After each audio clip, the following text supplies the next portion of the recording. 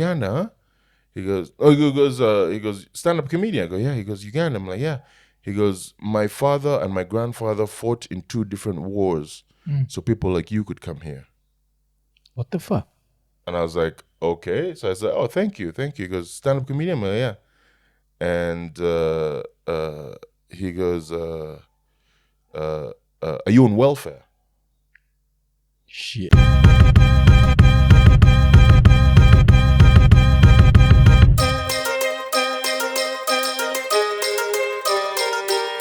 Iko Nini.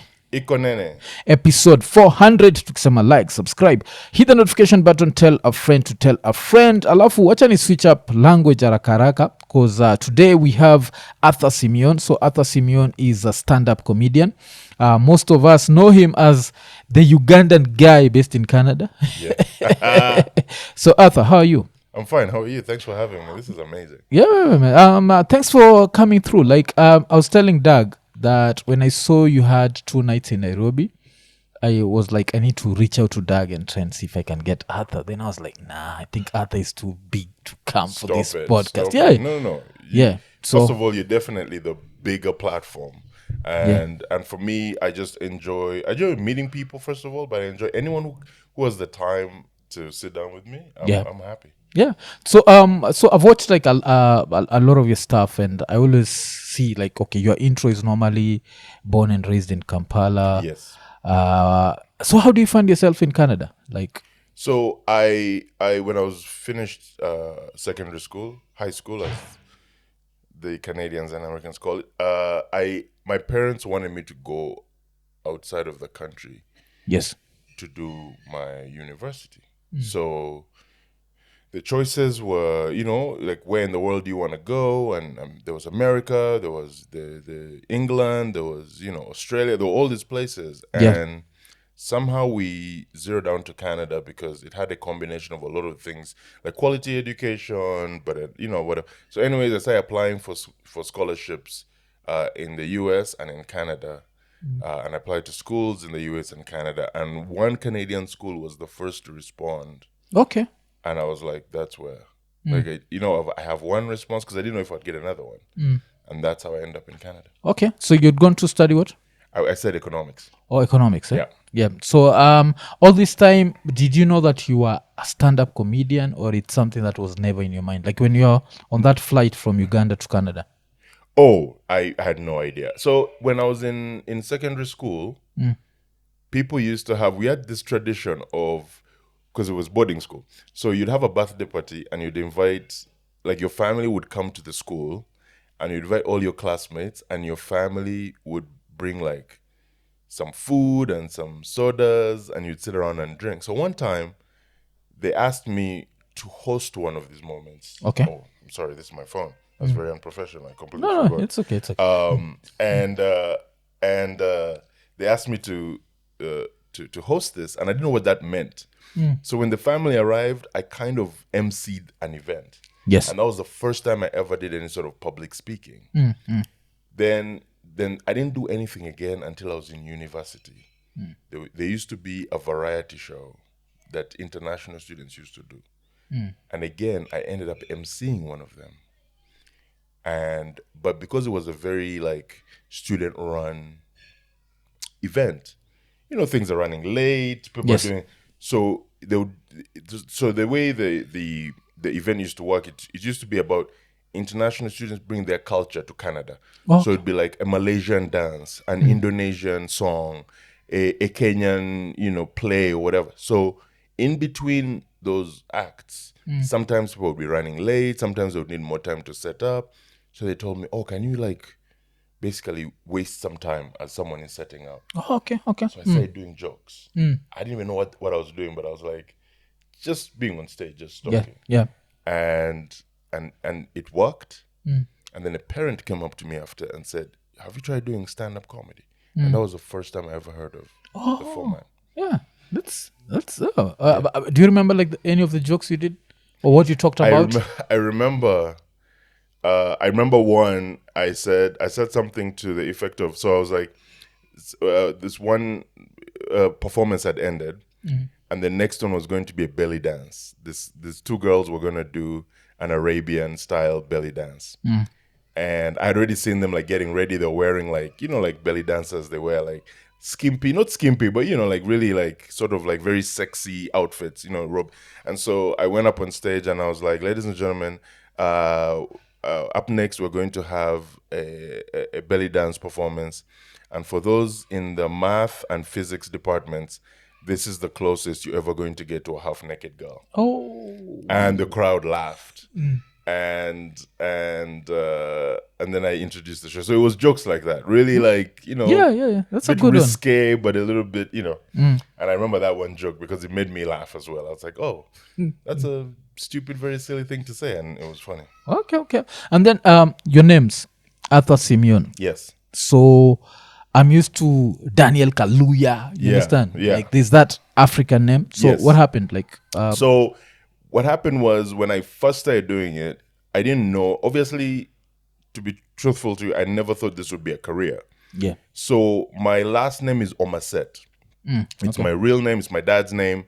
And I knew that if I put Arthur Omaset in my stand-up, because, we had just started the digital space. So like YouTube was starting to take off and people would shoot videos. Because I'm pretty sure I have one of the very first shows I ever did is on YouTube somewhere. So I was afraid because in my mind, this was just a phase. And I was going to do stand-up for a bit. Yeah. And then I was going to go out in the world and find a real job, as they say. Yes. So I wanted to take Omaset off because I didn't want any future employers to find me. Oh, okay. Yeah. So I wanted to make sure that if anyone looks me up, that those videos don't come up. So I was like, I'll just change and use my middle name. Yes. And that way, like, I'll always have deniability unless someone really, really does some digging, because that's how my mind was working at the time. So then 1 month became 2 months, became 6 months. And then I look up and I've been doing stand-up for 3 or 4 years. And I'm like, should I just add it? Yeah. Because I was always in that stage of like, I'm going to go back into like corporate or government, whatever it is, like, Yeah. Oh, okay. And because of the stuff I was talking about on stage, some employers would not want to be associated with the things that I was saying. Oh, I understand. So so now you start stand up in you're still in college at this point, yes? No, I've started right after I finished. Oh, it's right after you finished. Okay. Yeah. Okay. Because I thought like maybe No, when the parent told me, that was the first time the idea was put in my head. But I was still in school. I was like, no, I'll finish that first. And then when I was done, I was trying to figure out what to do with my life next. So I started doing comedy as a way to procrastinate with my next stage of life. Yeah. Yeah. And this is in Toronto? In Toronto, yeah. Yeah. How's the scene? The scene in Toronto is great. It's a wonderful scene because there's a lot of rooms that you could, especially at the time when I was starting out, there's a lot of rooms you could practice and learn the craft. But there was not as much pressure as a city like New York or Los Angeles, Yes. where you have to be successful immediately. Yeah. Oh, okay. And so normally when you finish school, you're supposed to go back to where you came from. Like, Yes. So what happened? You are there as an illegal? Yeah. So yes, not at first. At first, I got an extended stay visa because again, I was telling you, like, I had to figure out what I wanted to do. Yes.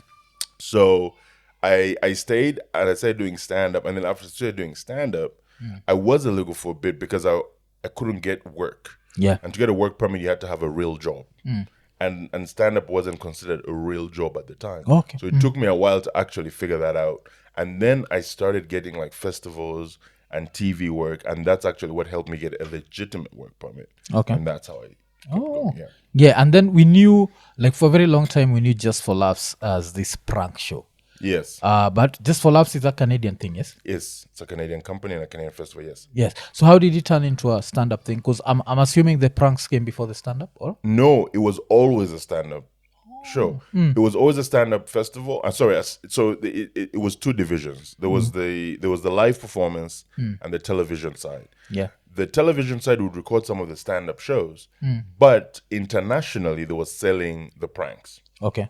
Right? So the world knew of the pranks because it was cheaper to sell the pranks because you can watch them without the sound on. Yeah. They're easy to sell. So a lot of markets, we'll put them in airports and in barbershop, whatever it is. But the stand-up was already there. And the stand-up actually used to be more influential because doing Just for Laughs from like, I would say the early 90s through to the 2010s or like early 2010s used to be the way a comedian would go to the next level. When you showed up at Just for Laughs, that's how you got your sitcom in America. That's how, you know, like, so all the famous people like Seinfeld, Dave Chappelle, Ray Romano, Wanda Sykes, they all got that sort of next level bump by showing up to Just for Laughs, and the industry would be like, okay, you're the next person, we're gonna put you up. So stand-up was always a part of it. So Just for Laughs, is it Canadian or American? It's Canadian. It's Canadian. It's Canadian, but it became so big that American industry used to use it as the standard for who was the hot like the most influential comedian to prop. Like the way I can explain it's like, imagine like it used to be like if like a bunch of vendors are coming together to try and convince people to buy their stuff. So that was it. Comedians were there just sort of vying, and then Just for Laughs would be the authority and be like, this is the guy. This is the guy. This is the girl that we need to take to the next level. Okay. And then so the other thing, let's go back to Uganda a little bit, yes? So you've come to Kenya at a very interesting time because right now we are abducting Ugandans in Kenya. Yeah, I heard. Yeah, so... I heard Ugandans are not even safe in Kenya anymore. We used to be safe in Kenya, but, you know, people used to sneak into... You take the path in Busia and hope that you're okay in Kenya, but apparently not anymore. Yeah, so how's the politics in Uganda? It's the same. It's the same as it has been my whole life. I've been lucky enough that I've never had to change. When people ask me who the leader of my country is, I've been lucky enough to be like, oh, it's the same person. So the politics, it's interesting because there's obviously a lot of frustration among the population, but at the same time, there's very little that has been done to sort of like oppose the current government. Yeah. Okay, and the other question would be like, who's the vice president of Uganda? That changes. It depends on the day. It depends on the day of the week. Presently. Yeah. But the thing is, the vice president is not... The vice president of Uganda is never I don't know how to put this. It's never a position you want advertised. Yeah. Right? Because the vice president of Uganda is someone who is there to like appease the masses. Yes. So yeah. So I actually do not know who the vice president. I know who the president is. Yeah, because also so it's a certain lady. Yeah. And I always joke that when she's asked, where do you see yourself in 5 years, she has to say, I'm just right here. Yeah, right here. Yeah. There's no opportunity for growth. No. She's an interesting person. But yeah, I mean, the vice president's office has always been a fascinating one because it's obviously used for political connections, and in Uganda, like, you know, with tribal, with what's the word I'm looking for? With like when people need to be pacified, yes, the vice president comes in. Oh, yeah. Okay. So like, how many tribes does Uganda have? I'm going to say at least 40. Yeah, because Kenya, we say it's 43. I hear it's normally 43. But like some have also splintered over the years because I don't even live in Uganda anymore, and sometimes like they're like, no, like, so I'm going to say anywhere between 40 to 50 different tribes. Yeah. And Omaset is what? Omaset is an Itaso. Omaset are the Itasot who are in eastern Uganda. Actually, and my Kenya. father, and in Kenya, because I was about to say my father's village, where he was born and raised, is less than 10 kilometers from the borderline of Kenya. Yeah. So you could actually walk there. Yeah. So you guys could have been Kenyans, yeah? We could have been Kenyan. We are Kenyan. I actually have family. When I'm in Nairobi right now doing shows, and I actually have family here, born and raised in Kenya, who are family because of that connection. Because I always give that example, like there's like one of our former vice presidents, it's called Moody Awori. Yeah. served in the Kenyan government, Yeah. and I think his sister used to serve in the Ugandan government. Yeah. Because when the British were drawing them up, they just draw the shit. Like half the family you're Ugandan, the other half you're Kenyan. Yeah. And then you see.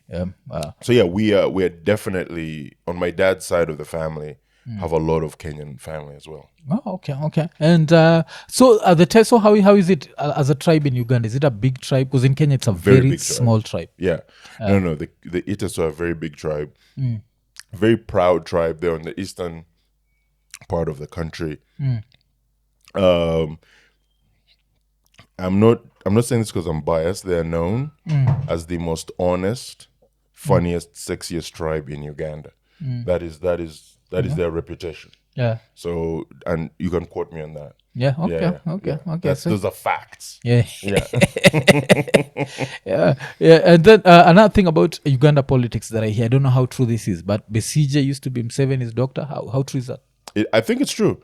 He was there because Museveni was a revolutionary, came in through a military coup, and during that struggle, he was the as you call him the medic while they were in the fight. So he was patching them up when they were fighting. So yeah, they go all the way back.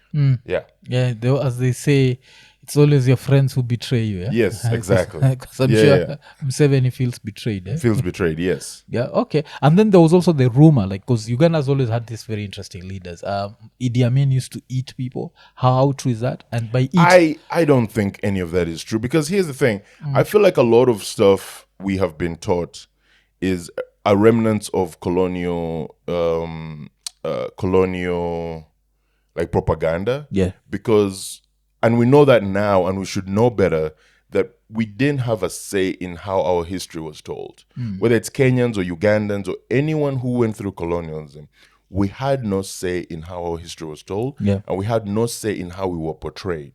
Okay? And so a lot of us, especially those of us who live in the diaspora now, have to fight these stereotypes where you look around and you say, what are you talking about? Yes, some of it is true in terms of, like, say things like when they talk about corruption or the lack of infrastructure, things like that. But the truth is, people go about their days in a lot normal ways as the rest of the world. Yeah. And people don't think of us like that. So for me, I feel like what Idi Amin was doing was trying to be a very radical Pan-Africanist, like very radical. Like, I want this country to go back to the Ugandans and have it work for Ugandans. And what that did was erase a lot of the stamp that the British had put on Uganda. So it was like, okay, how do we portray? So let's portray this guy as a monster who's a cannibal and has heads of people in his freezer. Yeah. Because that is something, again, white Canadians, Americans, British people are going to believe, because they already think we're savages. Yes. So it's easy to sell. Yeah, makes sense. Okay, and so now the abductions have been happening. Here in Kenya, it's mostly because we've been using AI to put our president in a coffin. Yeah.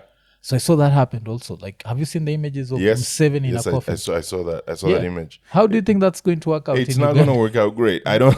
If you do the image and you put the cartoon, I hope you do it anonymously, because I don't know. I don't know if you'd be. I mean, I think there should be a healthy criticism of every government. I think every leader should have opposition. I think every leader should have people questioning their every move, because that is what democracy should be like. Yes. Like, no one should have absolute power. But I also know historically in Uganda and other places too, that doesn't always work out. Like, absolute power does not allow for criticism sometimes. And unfortunately, it leads to very unfortunate circumstances. But yes, I saw the AI images, and all I say when I see them is, that's a brave choice. That's a brave choice. I wouldn't make that choice. Yeah. But that's a brave choice. Yeah, because now in Kenya, president is really angry. Yeah. Because people have really pushed it. Yeah. So we've even given him like a nickname. So there's this popular song. I don't know if you know it. It's a Rumba song. It's called Kasongo. No, I don't. Yeah. So it goes Kasongo, hey. Yes, so, I know that song. Kasongo, hey. So now he was given the name Kasongo. Because some people say it's because of his Kisogo. Yeah. Kisogo. Yeah. and other people say it's because he's muongo kaongo. Yes, so there's been all those rumors. So in Uganda, Museveni, are there any nicknames? Not that I know of. I think he's always gone by the big man. And Sevo, people have, called him Sevo. Yeah. But I don't know of any other new nicknames. But okay, in my defense, I don't live in Uganda, so I'm not as attached. As in tune with the regular lingo. Yeah, that people are using. Yeah, because this was interesting. Like back in the days in Kenya when we had the dictator Moi, people would say Museveni is the Moi of Uganda. Right. Yeah, so right now I'm sure in Uganda there's some people who are like Ruto is the Museveni of. I have heard the comparison. I've had the comparison because again, like I hadn't been to Nairobi in a long time.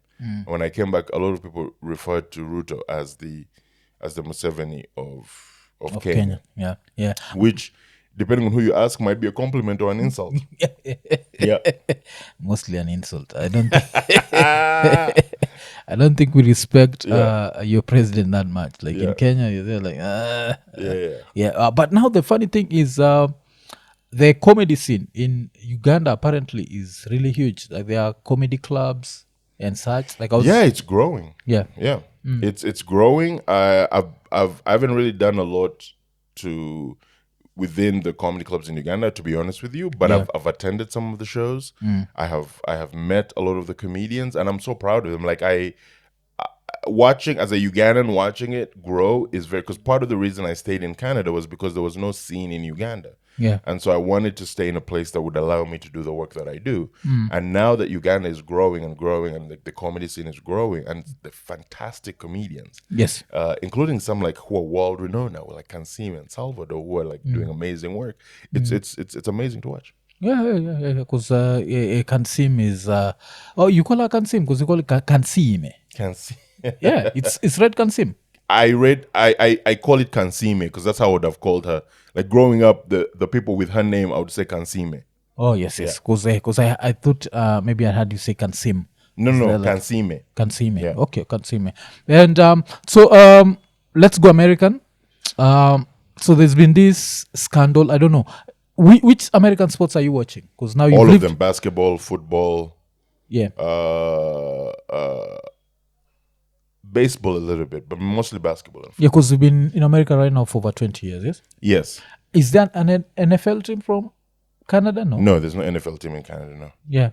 So are we watching football? Why? I watch it because it's the biggest sport in America. So you kind of have to watch it at some point because like they take over, like all of Sunday is about football. And I have so many friends who are into the sport that I kind of got into the sport. I don't really have a team because again, like I'm not that attached to it. I'm mostly a basketball fan because the NBA has a team, Toronto has a team in the NBA. But I do watch a lot of the sports anyways. I watch our football, which, Premier League and all that stuff.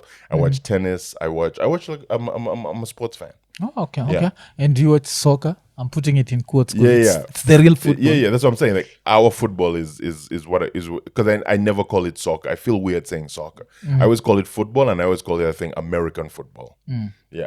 But I watch football. Oh, the other one is because the reason I was asking you that is this sports presenter or pandit, Skip Bayless. Yes, I'm familiar with Skip. Yes, so there's the whole rumor that he tried to pay $1.5 million. I don't think it was a rumor. I think it was in a lawsuit. So I think it's okay. Allegations. Allegedly. Yes, the allegations. Allegedly, yeah. $1.5 million for sex. Yeah. How good is that sex? I mean, first of all, I don't even know. Like and maybe I'm saying this because I'm broke and I don't have $1.5 million. But I'm like, I've had, sometimes you just pay for like a chapati and you'll get laid. Like you don't need like a 1.5 feels like a lot. Yeah. Like I don't know who on this planet would be worth 1.5 million dollars. But at the same time, I've looked at Skip and I'm like, you know what? Maybe you do need to pay some sort of money because I don't know which. But I feel like he's fit. He's a white guy. Fit is, and being a white guy is not enough if you look like Skip. Do you understand? Like you might have to put some dollars on the table for that. Yeah. Oh, okay. Because I just felt like it was this thing. But then there's also another lady in the whole scandal. She's Yes. called Joy Taylor. Yes. So apparently she's not come out to deny the allegations that Yeah. she slept her way up. To the top. Yeah. Yeah. So what do you feel? Should she be ashamed? Because she's already gotten what? If that's the truth. I don't think you should be ashamed because like you use what you have. If that's your skill set, like, you know, like you use what you have. I think there's this weird stigma that comes with, oh, she slept her way to the top. I'm like, if you could do that, you'd have done it yourself. Yeah. You know, like everyone is trying to get ahead at some point. So for me, I can't fault her. I feel like if anything, it is the people who, again, going back to like Skip, I shame Skip for spending that kind of money more than the woman who's going to sleep with him for $1.5 million. You know, if you hire someone because they slept with you, that's on you. Do you understand? Like if I hire, like if I have a company and I'm hiring people based on sleeping with them, I am the shameful person because I should be hiring based on their skill set that they bring into the company. Yeah. And when you say that we're all trying to get ahead, I was like, so some give head to get ahead. Yeah, some give it to get ahead. Yeah, which is, you use what you have. Yeah. I mean, no one wants to sleep with me, but if they did, I would use it. I would use it to get to, no, okay. Because they've always been those like American scandals, but now the interesting thing that's also comes up is the like in the corporate world, the inter-office dating. Like what are they called? Workmates are not supposed to date. How do you look at that? Because I feel like in the world that we live in, work is one of the ways to meet like people. Yeah. So I feel like we say that, but we don't actually mean it.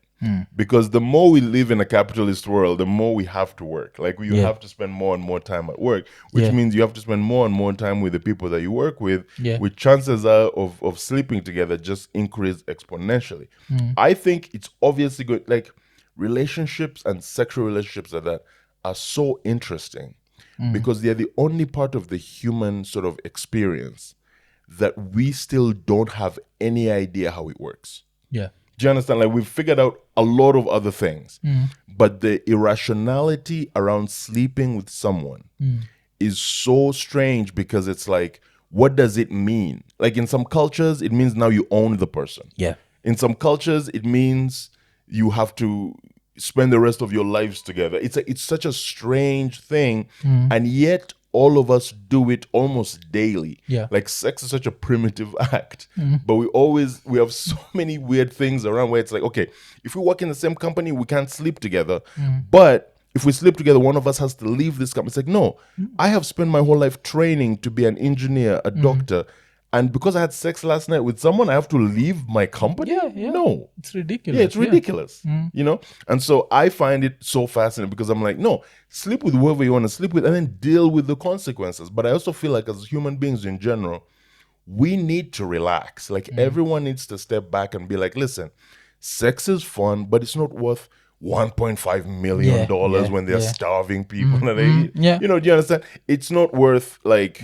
When like people say, I feel betrayed, right? Like in a marriage, I feel betrayed because someone, like relax.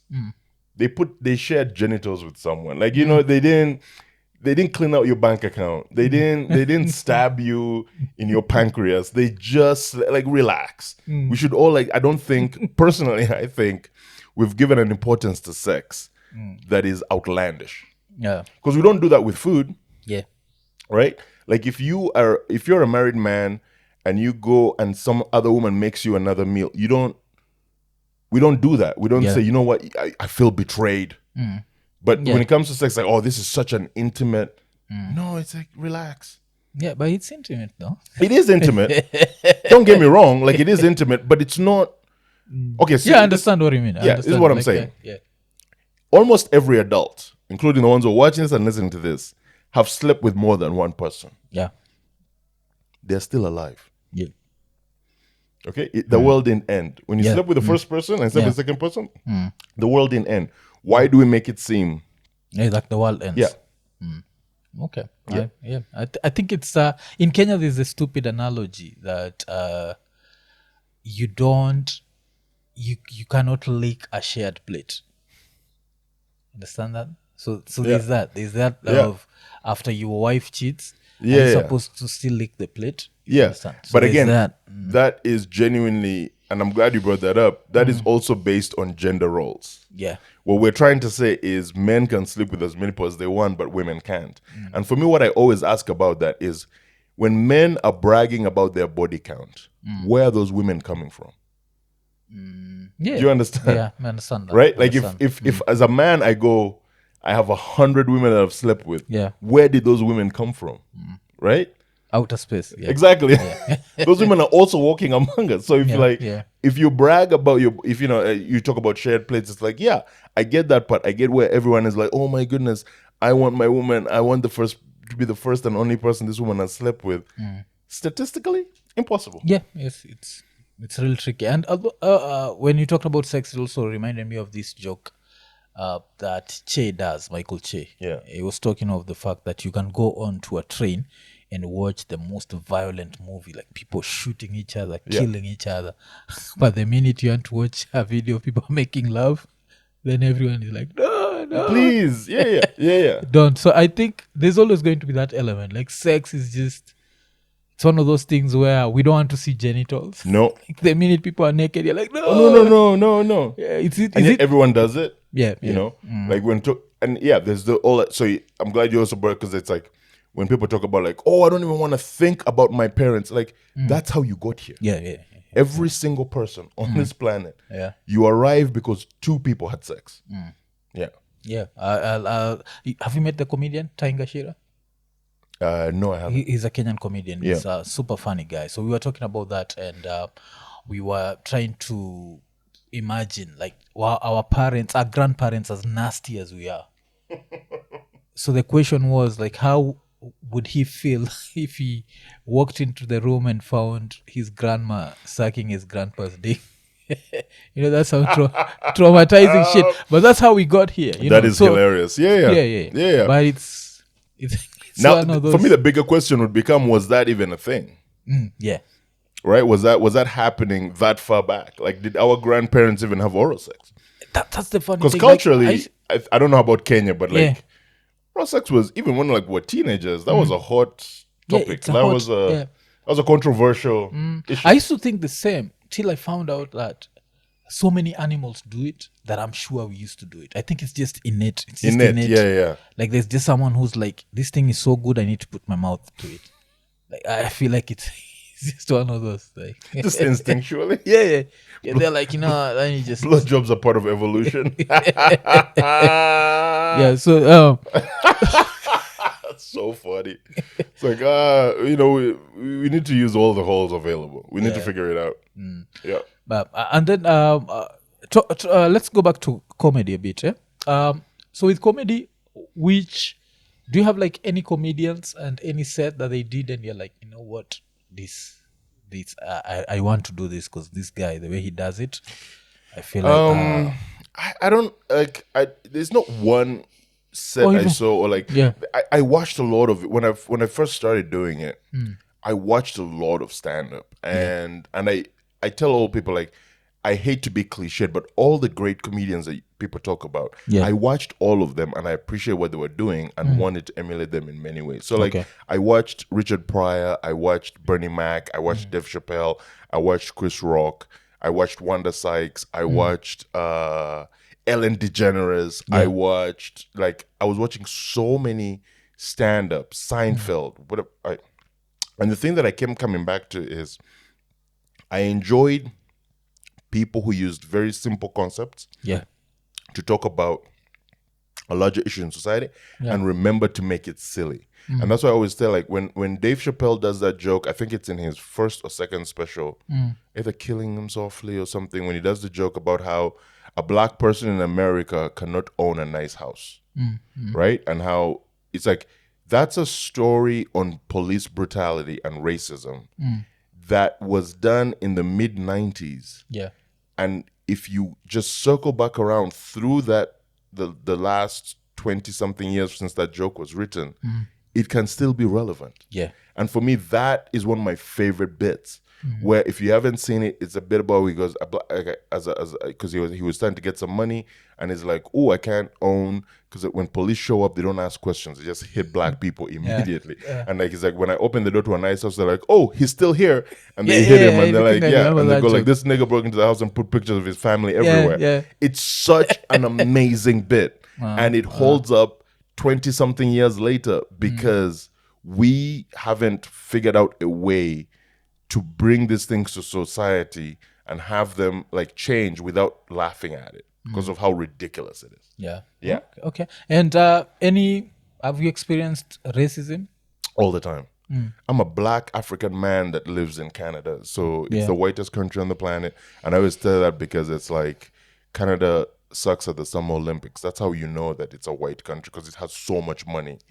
And they never win enough medals at the Summer Olympics because they keep sending white people to run at the Summer Olympics, and you can't send, Kenyans and Ugandans should be running at the Summer Olympics, not Canadians. But you have to like throw it back in their faces. So when people use sort of like my skin color to put me down or to make me feel lesser than them, I just throw it back at them. And I'm like, no. Some of you are better than me, don't get me wrong. Some of you are smarter than me. Some of you are richer than me. Some of you are taller than me. Some of you are nicer than me. But not all of you. And it's definitely not based on skin color. Yeah. Oh, okay. So like any one that stands out where you nearly lost your shit and then you remembered you're a black man in a foreign country? Yes. I mean, I never tried to lose my mind, because I remember that it's not me, it's them. Yeah. So I mean, I have lost my cool sometimes. So one time I was in the mall. I was kind of killing time. I was going to an appointment and the person was running late. So I was like, okay, I'll go to the mall and kind of kill time. So I'm walking in a shoe store, like a sneaker store, a Foot Locker, which is a famous brand. And the reason I bring that up is you'll find out why. So I'm walking in there, I have my winter jacket on, I have my headphones on, like kind of like the ones you have on your head right now. Like I'm just in my own world. And this white woman comes up to me and says, hey, excuse me, can you grab me a size 9 in the shoes? And I looked around, I was like, what do you mean? She goes, because for her, in her mind, I work there. As a black person standing in a shoe store, I work there. But the reason I bring up Foot Locker is because Foot Locker is famous for how their employees dress. They dress like referees in an American football game. They have the white and black striped shirt. I think I know that. The zebra stripes. That's how they dress. And there were like 4 people and me, I'm wearing like normal clothes. I have headphones on. I'm like, what kind of employee has over-ear headphones while they're at work? That you had to stop me. And so when I'm losing my mind, she's like, oh, you're so... Because you become the angry black guy. Yeah. Why are you so angry? Because you're racist. You're a racist. Like, like just a racist piece of shit, for lack of a better term. And then I lose my mind, and then I become the bad guy. But the other time was... This one was... It's my friends are... I'm doing a show, and after the show, it's in a small town. After the show, we ask... The audience were like, where do people go to kind of hang out on a Saturday night? They're like, oh, there's this bed and breakfast, but it has a bar downstairs, and there's a live band. And we're like, okay, we'll go check it out. Turns out it's a bed and breakfast we're actually staying in. So I was like, oh, this is perfect. We'll just hang out downstairs and we'll go sleep upstairs after the show. Yes. The owner is bartending that night, and he didn't come to the show. So he sees me talking to one of the audience members, and he walks over. And the audience member was like, she goes, oh, hey, this is Arthur. He was one of the comedians tonight. He's originally from Uganda. Da, da, da. He looks at me, he goes, oh, Uganda, huh? He goes, stand-up comedian. I go, yeah. He goes, Uganda. I'm like, yeah. He goes, my father and my grandfather fought in 2 different wars. So people like you could come here. What the fuck? And I was like, okay. So I said, oh, thank you. He goes, stand-up comedian? I'm like, yeah. And he goes, are you on welfare? Shit. And I was like, no, I'm a stand-up comedian. It's almost the same thing, but it's a bit different. Whatever. Like, I'm trying to keep it light. And the next thing he says, he goes, when is your birthday? And I go, it's in November. He goes, oh, a Scorpio? I go, yeah. He goes, makes sense. Scorpios are the most murdered sign of the zodiac, especially by us Aquarius. And he walked away. What the fuck? And that was our entire interaction. And I looked at this woman that I was talking to, and I was like, I'm going to leave right now. Because when he walked back to the bar, there were 3 other guys who were sitting at the bar. They were all staring at me. And I was like, I don't want any of these problems. I had driven with a friend of mine. I went and looked for him. We were supposed to spend the night. I was like, no, we got to go. We got to go. He's like, I can't. I'm drunk. I'm like, okay. We sleep for like 3 hours. We put everything against the door. Because he owned the place. So he has keys to every room. Yes. So we put like furniture against the door of the hotel rooms. And then in like 3 hours, got up, got in the car, drove out. Oh. Yeah.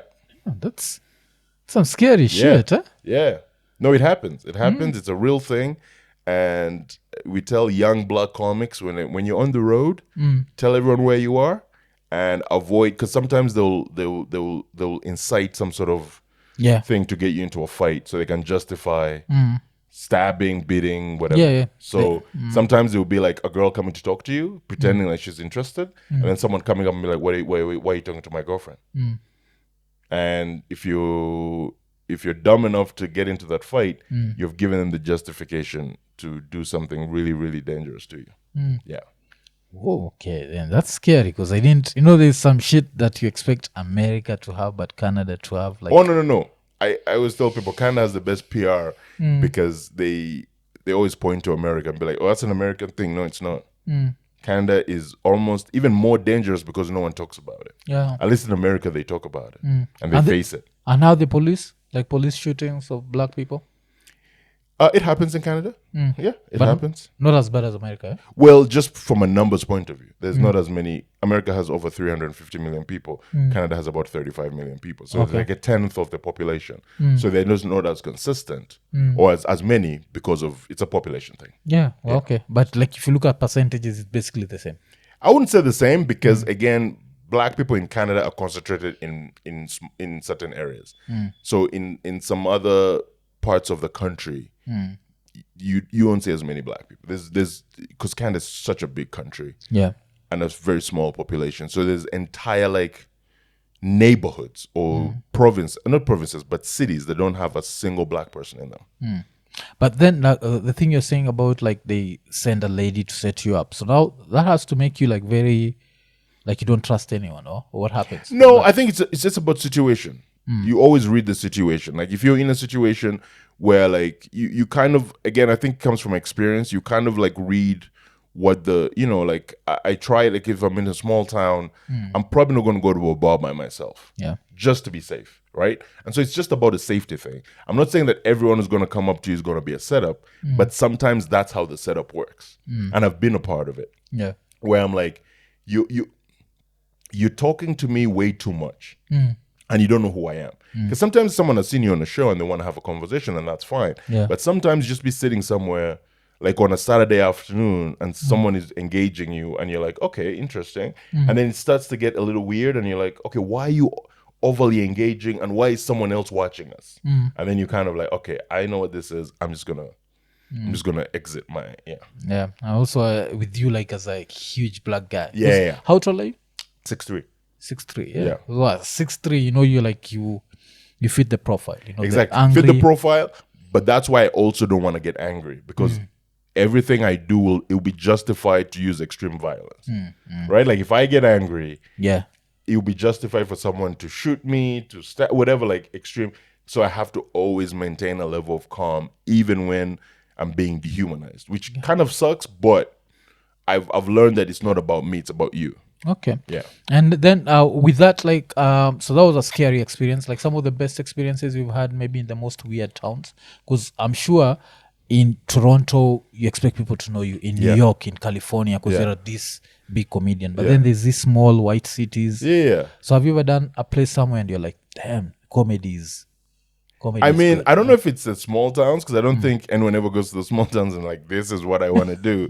But I would say in general, I think for me to this day, going to the Caribbean and doing stand-up, getting paid to go to a tropical island in the Caribbean, for me is still my favorite experience because as growing up in Uganda, a landlocked country where Mombasa was like a resort. Yeah. Because, for Kenyans, Mombasa is like, oh, we drove down to Mombasa and we saw the ocean. For us, it's like, yo, we're going to I went to the Caribbean and I was like, I can't believe comedy brought me here. I can't believe I'm sitting on the beach, sipping on like cocktails under an umbrella. Yeah. Because I'm doing a stand-up comedy show. And I think for me, those are the experiences. As far as small town Canada goes, I'm sorry, small town Canada, I love you. Yeah. No. Yeah, because I'm sure, like, and I know those are so super white. So which Caribbean country was this? I went to Bermuda. Oh, Bermuda. Yeah, I went to Bermuda and Barbados. Yeah. Which year? So Bermuda just happened actually this last year. After I left Nairobi, literally like 2 weeks after I was here this past year, I went to Bermuda. And it was incredible. Yeah. Oh, okay. And still now, the funny thing is when I go to the internet to check out your stuff, I will always see these short clips. So do you have like a special out? Like I don't have a full one, but it's going to happen this year. I'm filming it this year because it's something that people have been asking me to do, and I've always been hesitant to do it because I didn't know how I wanted to do it. But now the idea is here, and I can't. I'm so excited for it because I've been working on it for about a year now, and the concept, and now we have everything in place. And it's going to happen this year. Okay. And performing back in Uganda, how many times have you performed in Uganda since I'm going to do the first show in about 2 weeks.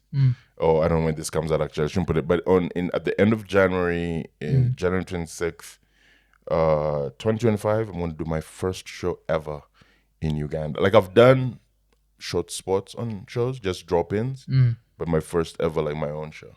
Oh, okay. It's something that I've been very hesitant to do because it means so much, and I overthought it. I overthought how, and then I'm like, okay, you know what? I should just start doing it because I don't want to overthink it. I know my family is going to be there, and my friends and people I've known all my my life. But yeah, I'm looking forward to it. Yeah. Because that also reminds me of there's this joke you once did about Ebola, and how people hear you're from Uganda and they assume you have Ebola. Yeah. And you've had Ebola before, survived Ebola. Yeah. So how was that? Like, I'm sure you have family. Yeah. So what did they used to tell you about it? Like, so I mean, I have family, but knock on wood, like luckily I've never lost anyone to Ebola. The Ebola thing came from actual questionnaire that I received once going into the States, and I was like, that's how that joke came about, because I'm like, I don't think you guys understand how Ebola works. Like, you don't survive it. But it's also a symptom of the African passport. Yeah. Like I've talked about in my act, like the African passport is the one that gets the most questions. Like everywhere else in the world, like people just travel. You might receive the visa when you arrive at a place. People don't question you. When you have an African passport, and I'll say Ugandan passport, specifically because that's the one that I've used to travel, it's almost like, first of all, people don't even believe it. It has the same information as every other passport in the world, but they'll look at it and they'll turn it around. And one time someone said, "Oh, this is an interesting color." I'm like, every country has a different color of passport. Like I've literally, when you're in the airport, you see every single color, but it's almost like, it's that condescending thing of like, is this real? I'm like, yes, it's real. And so the reaction for me, from my family, I mean, I grew up here. I know how these things work. Diseases happen and pandemics happen, and so we are used to being like, okay, there's this thing, it's contagious, let's figure out a way to contain it. But the way the rest of the world looks at it, it's like everyone there must have it. It's like, no, that's not how that works, because then everyone else will be dead. And I feel COVID was the first time that white people were put in that space, and they couldn't handle it. Because they were told you couldn't travel, you have to show vaccination thing. And they were like, what? How? And I'm like, that's what we've been doing our whole lives. Like, we had to show medical records to come to Canada, to come to the US, to come to the UK. That's how life works for the rest of us. There's the whole yellow fever vaccine thing, where before you, like, I think even for Tanzania, you can't go to Tanzania without that yellow fever thing. You've been to TZ, yeah? You can go to TZ. By the way, coming into Kenya, I forgot my yellow vaccination, my yellow fever card, and they were almost not going to let me in. In Kenya, you need it. You need it. Since when? I don't know how long it's been, but they almost didn't let me in this time. If you fly in, you have to show your yellow fever vaccine card. But the funny thing is, I didn't. And that's for that's for Africans or Yeah, it's I for think everyone? there's like 20 African countries. They list them. They're all listed there. And here's the funny thing. They asked me, they were like, we either vaccinate you or you pay the fine. And the fine is, the fine. The fine is a bribe. Yeah. But I ended up paying less than what the fine is because, again, it's going into someone's pocket.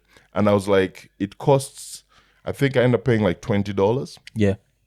It costs $20 American to spread yellow fever in Nairobi. That's what I learned yesterday. Yeah. Okay. Yeah.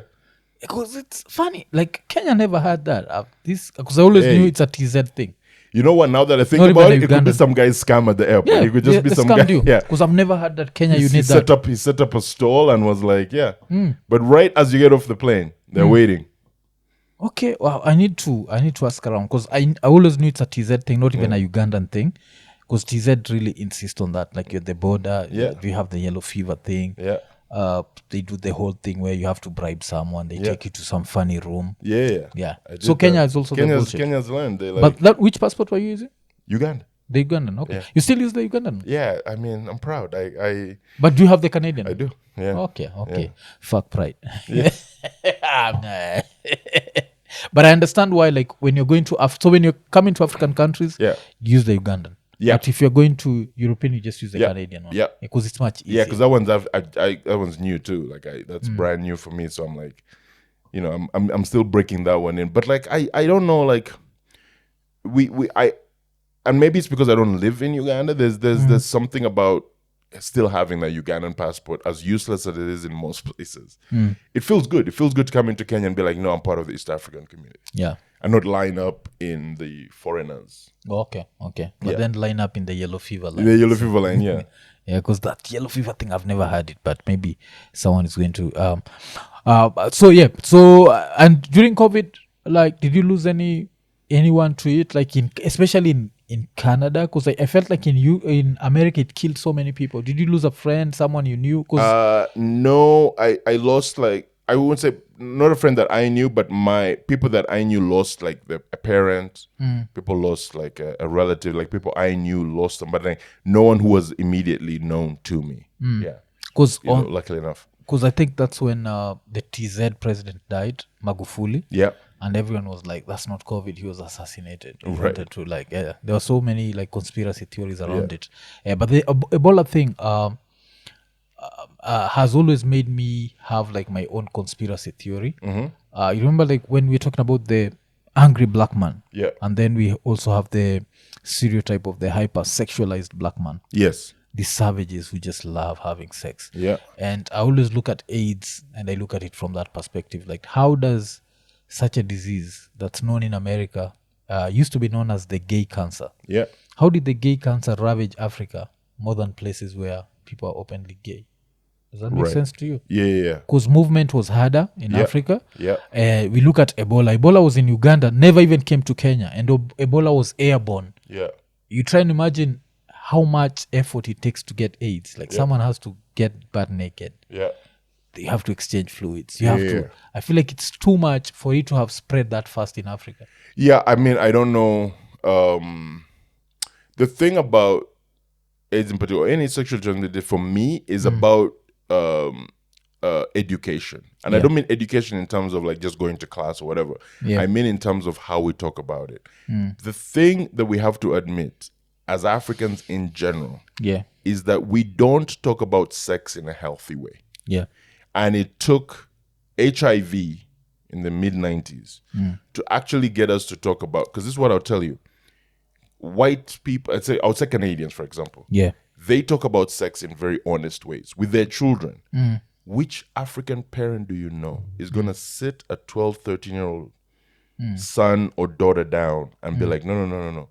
This is what sex is. These are the dangers that come with sex. These are the repercussions, whether it is disease, pregnancy, or whatever. Like, we don't have this conversation. I know for a fact that we didn't have these conversations when we were growing up in Uganda. And then watching how white Canadians talk about sex with their kids was such a cultural shock for me.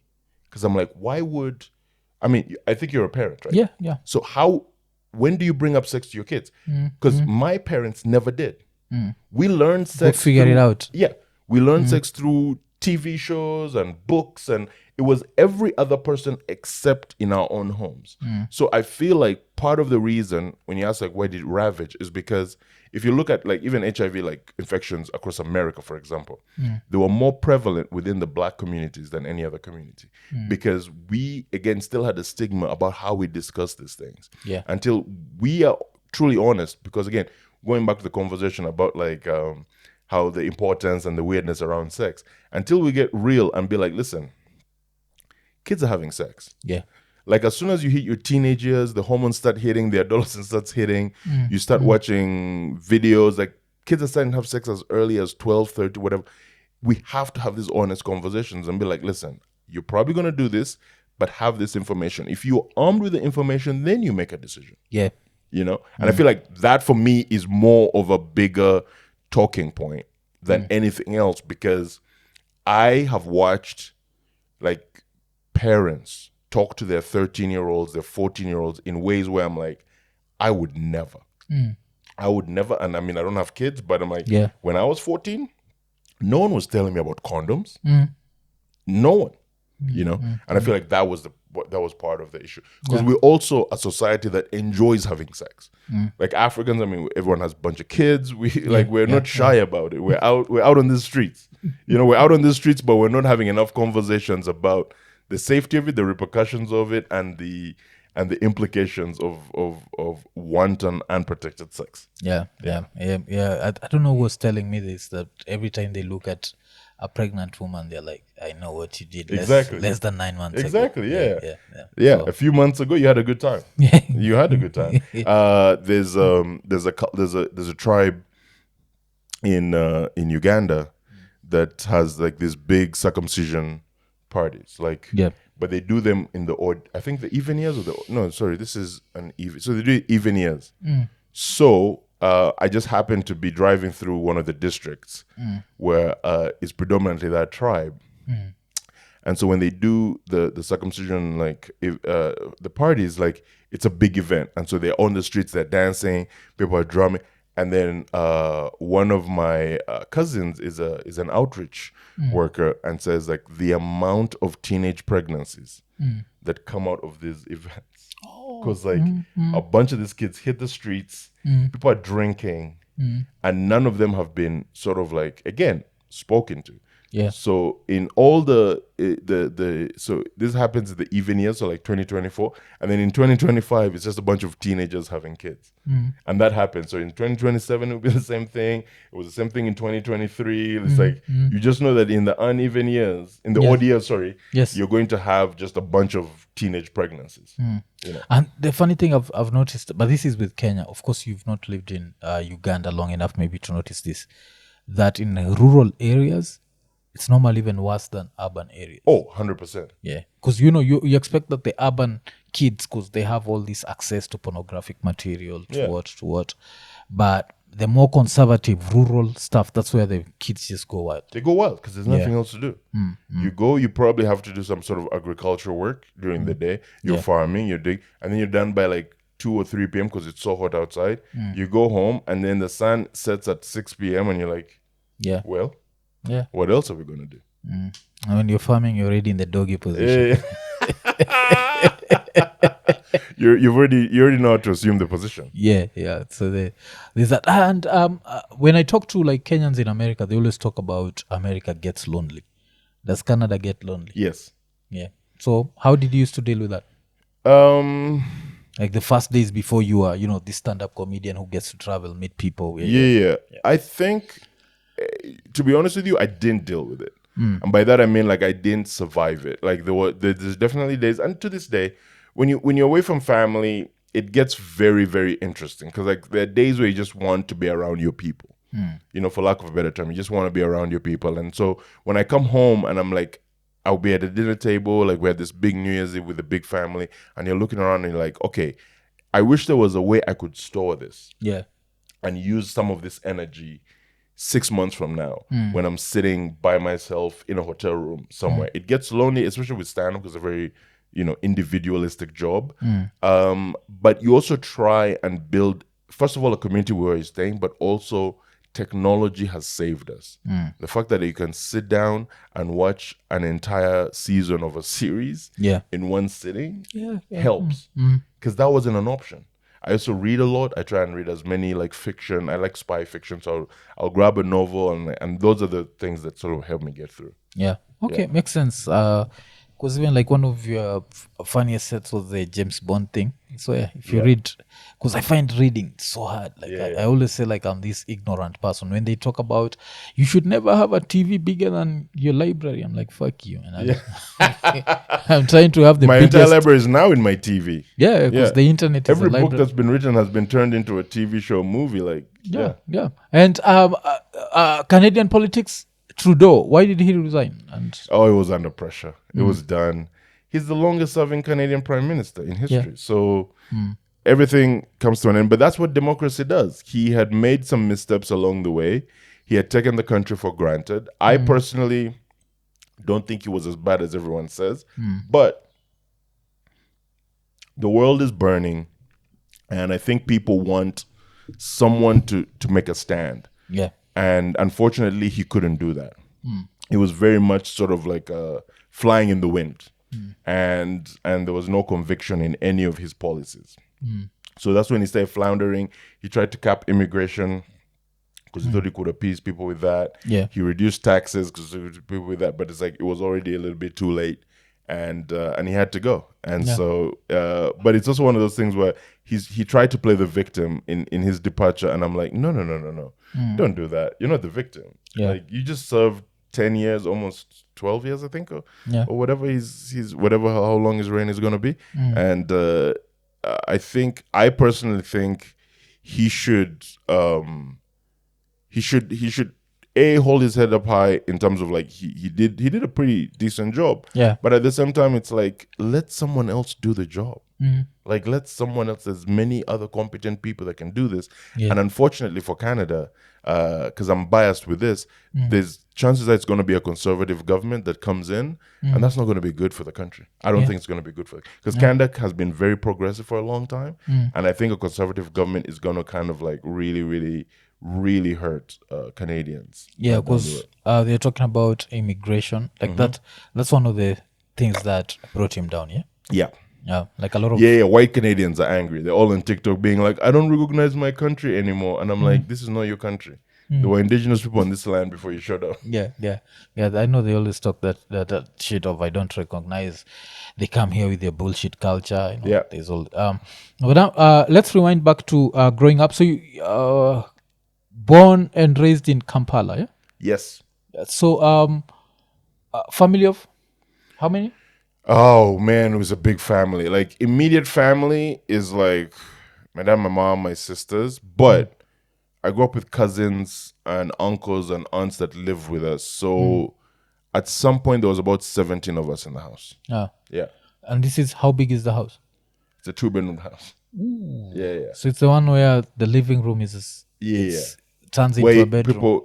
People roll out the mattress. You roll it up in the morning and then you unroll it. And it was that. I had someone say that it's a convertible living room. Convertible living room. Yeah, because it turns to a. We had I think it was 2 bunk beds in. So my parents had a smaller room, as the master. Yeah, and the master was because it's the bigger room had 2 bunk beds, 2 single beds, and then 2 mattresses on the floor for people. And but your mom and dad, like how many kids are you? 3. 3 kids. Yeah. So it's you and 2 sisters. Yeah.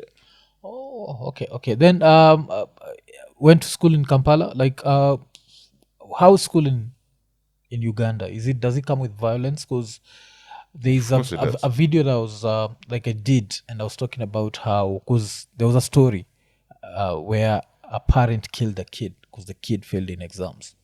And those are extreme. And I was talking about it. I was saying like the world has changed so much that if you think education is the thing that like if you fail in school, you failed in life. It's being stupid. No, Ugandan education is truly fucked. Like without even mincing my words, because the traditional schools used to be about academics in a very unhealthy way. Yeah. And so everything was about, you have to get this distinction, and it wasn't about learning. It was about cramming and passing exams. So a lot of people would do well on paper, but they didn't really learn anything.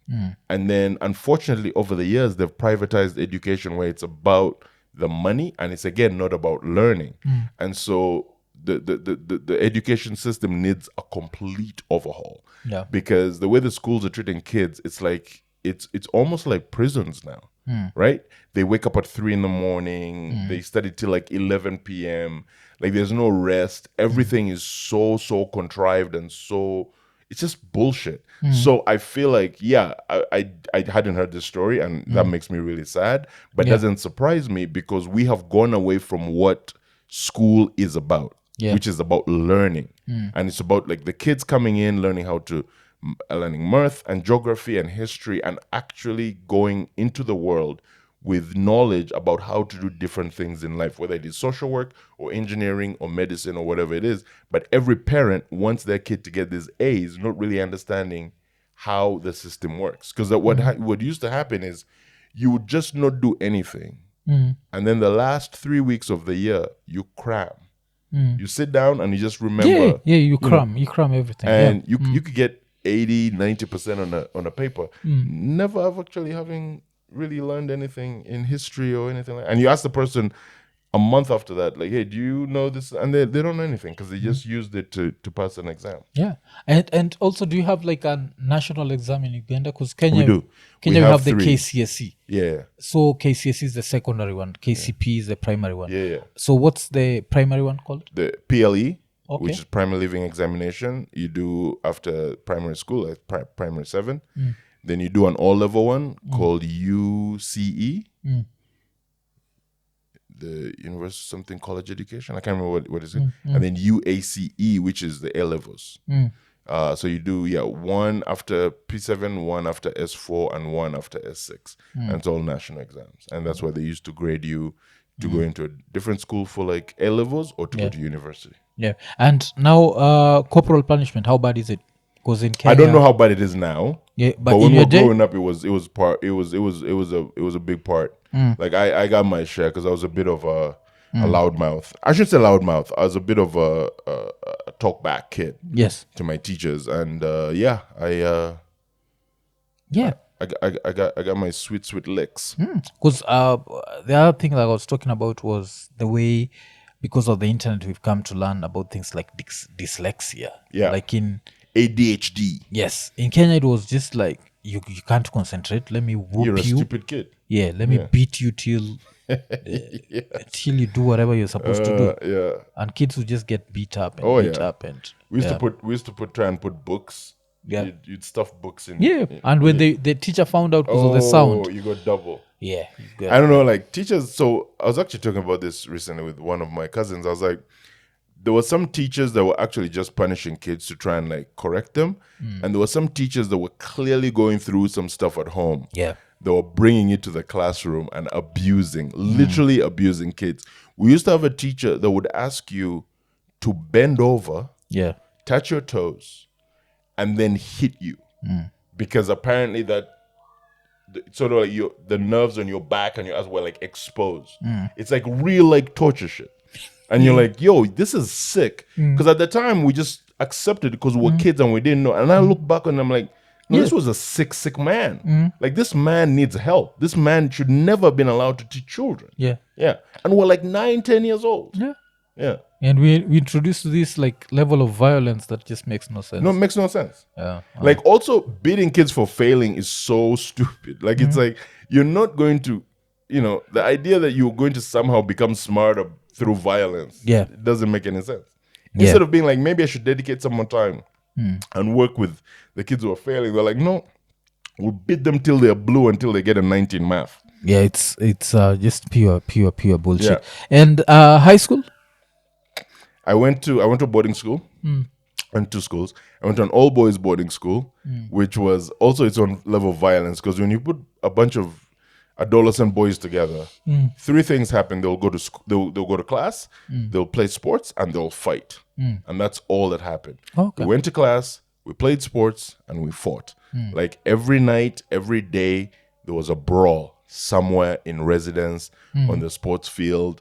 Like there was fighting all the time, and we became so desensitized. When two people were fighting, people could just sit here and play cards. Yeah. Yeah. And did you have this like this? There are these tiers in Kenya where there's a district school, divisional, whatever, and then there's a national school. So the national schools are for the best students in the country. And then you have this, like, if you're in a village school, you're just known as a dumb motherfucker. Yeah. There was definitely a hierarchy. Yeah. In schools that doesn't exist anymore, because again, like, so they've privatized now. They're private schools everywhere. But when I was coming up, the traditional schools, the traditional government schools, I used to call them. Yeah. There was definitely a hierarchy. And fortunately for me, I went to one that had a bit of a good reputation. Yeah. Because it's an old school. It was built in 1902 by Catholic missionaries. Yeah. Shout out Namiliango, the Famblers.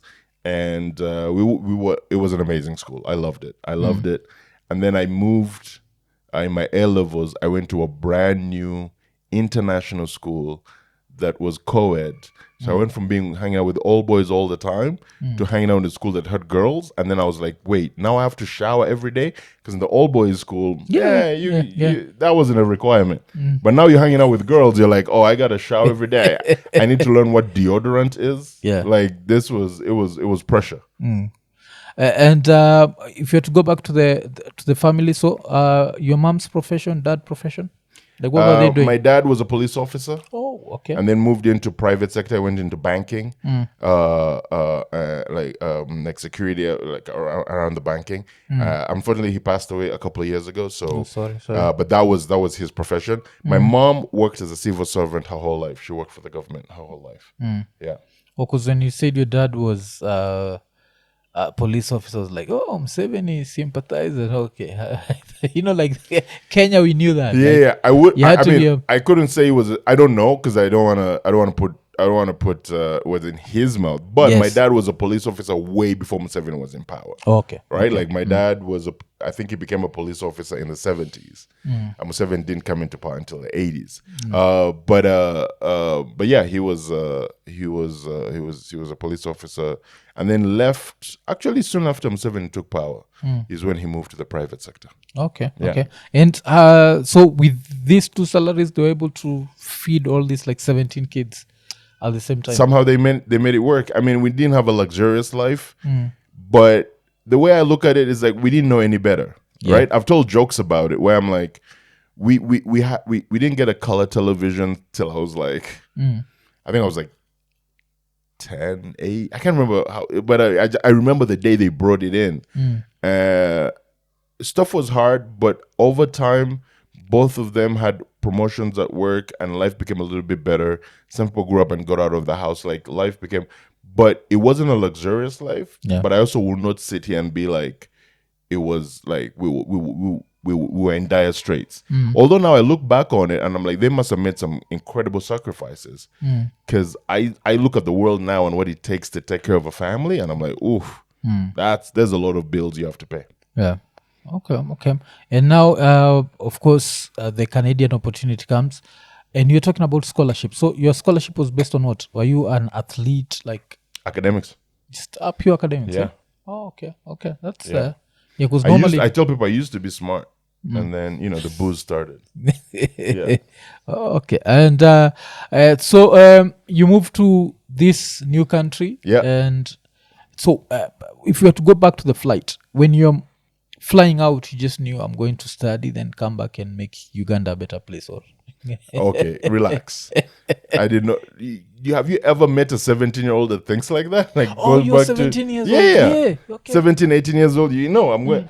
My thing was I'm going to go out and meet white women. That was that was my thought process. Uganda, a better place? Absolutely not. No, it was just like I'm going to get an opportunity to leave the country and just learn about the world. I genuinely, and I don't know how to explain this, like I genuinely had no idea what I was doing. And I don't mean that in some sort of like naive way. I mean, there is a naivety to it. Like it was, first of all, I didn't want to leave. I wanted to stay in Uganda because I I'd learned how to drive. My friends were in Uganda. Like I wanted to go to college with my friends and be silly. But I genuinely had no concept of what it means to live because I'd never done it. Yeah. And I was living by myself. And you're like, okay, like we'll see what this is. So for me, it was just an adventure. In the same way, you're like, oh, let me just jump in this car and go to the village for like a week. I just had no concept of the lifelong implications. And anyone who says that is lying because like you never know. You think, maybe I'm going to go to university, I'll learn something, I'll get a degree, and then life will happen. I'll come back to Uganda, maybe I'll work. But I never knew of the cultural implications, the personal, mental, like emotional, like all this stuff. None of it was in my mind. I was just getting on a plane and I was going to discover something new on the other side. Okay. Yeah. And how tall were you by this time? Because you're still 17, you're still growing. I probably was around the same height. Like I think my growth spurt happened when I was like 13. And I think I was done by 17, 18. Okay. Yeah. But I'm assuming slimmer. Yeah. Much. I was a slender kid. Yeah, I was like a very slim kid. And so I didn't really have a concept of what was going to happen on the other side. Okay. So you reach Canada. Are you solo or does someone receive you at the airport? Like what happens? Or you go straight to college? I have an aunt that lives in Canada that picked me up with her family. They put me up for a couple of days and then I went to university. And then you're on your own. Yeah. Like in this Yeah. So the biggest struggle, accent, food, like what was the... I mean, accent was there, but also there were so many international students that we all had to figure out our different accents from South America, from Africa, from Asia, all that stuff. I think biggest adjustment was being independent. Yeah. Making my own decisions. How much money do you spend on food? Clothes that you buy, like your budgeting, like how to handle money. Because I never really had to do that. Yeah. I'd always just sort of, when I was a teenager, like I didn't have to pay rent, I didn't have to pay for food, like whatever. So maybe that was a big one. And then the weather comes in. That's the big one. Because when you arrive, it's warm. I arrived in August, end of summer. Yeah. September is pretty warm as well. And then October and November start and you go, what is happening? And then when December hits, you're like, no one told me about this. Yeah. Yeah. Oh, okay. So that was the biggest adjustment. Yeah. The cold. Yeah, okay. And now, back to comedy. So you're saying you're doing your special this year. Yep. And, but like, how would you describe comedy and like the role it's played in making you the Arthur that we know? Comedy has made me,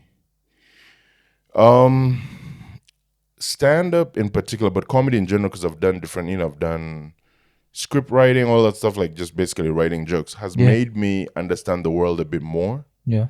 Because it has exposed me to so many different kinds of people and has made me a more compassionate human being. Yeah. Because I used to not understand different points of view. And watching other comedians I've been able to perform with, and also meeting different audience members, has allowed me to have compassion for different people and also expand my view of what humanity is. And for me, I think that for me is my favorite thing. I've also laughed so much in my life that I could never, like, I don't think people understand when you hang out in comedy spaces. Yeah. The amount of laughter, because like comedy is one of those things that where you were talking about. I think before we started like recording, we're talking about like how you were saying like you have this culture here in Kenya where everything goes and you can talk about anything. Yes, that's what happens in comedy spaces. In a green room with comedians, there is no subject that is taboo. Yes, and people always try and push the limits to see if they can see you break, and that is sort of the joy of it. Like topics that usually in mixed company are considered, oh no, we don't talk about that. In comedy spaces, it's completely acceptable because everyone understands, okay, no, we're trying to get to laughter. The idea is not to be controversial or mean or anything like that. It's to be funny. And so comedy has allowed me to laugh, has allowed me to be, like I said, compassionate, and has allowed me to travel, to take care of my family. Like, I'm very grateful for it. Okay. And I think, what's her name? There's this comedian. Her name is Yashir. You know her? Gina. Yes. Yeah, Yashir. She Gina always, Yashir, yeah. Yeah, she always makes the joke that her mom thinks she's a clown. Yeah. So at what point did your mom realize it is comedy? You're not being a clown. Oh, I think she still thinks I'm a clown. I don't think my mom will ever stop thinking I'm a clown because she's like, what? How? Why is this that you chose? You have to remember, she was a civil servant her whole life. She was a 9-to-5, steady paycheck. Like, this is how you live your life. So for her, this whole world of mine is like, even when I tell her, like, I was talking to her today, being like, I'm going to do a podcast. Like, what do you mean? Like, why is this part of your job? Like, I thought you do shows at night. Why are you? Yeah, during the day. So I understand that maybe the understanding is not there, and I don't blame her for it. And by the way, shout out to Gina. I'm glad you brought her. She's a friend of mine. We've worked together, and unfortunately, she lost her home in the recent Los Angeles house fire. So shout out Gina. I love you, and I hope you're okay.